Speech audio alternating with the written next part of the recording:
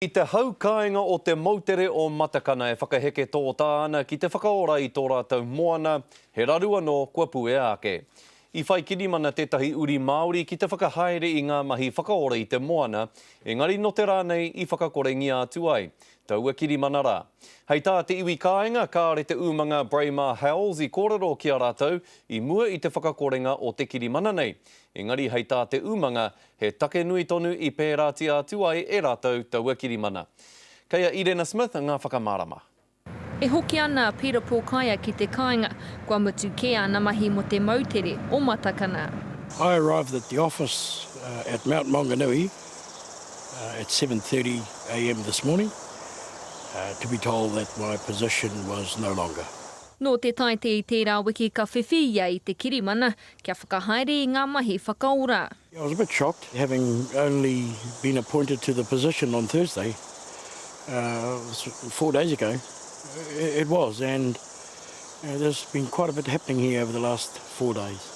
E ai ki te kamupene o Braemar Howells, nā rātou a pita i whai atu moe nei mahi, kia tere ake te mahi whakaora i te mautere. Engari kua whai tangata ki rātou i nai nei, mō tērā mahi. We actually have a Braemar specialist out from the UK with over 10 years experience in incident response and management. There was always a possibility that he would be involved in this Matakana job, but initially he was tied up working on other areas such as Waihi Beach, for example. Engari ko tā te iwi kāinga ki hai te kamupene i kōrero ki a rātou i te tuatahi, nā wai kahe, kātahi kahe ke atu. We just really had enough with people that promise things, come over and try and micromanage us, and it just doesn't work. It doesn't work like that.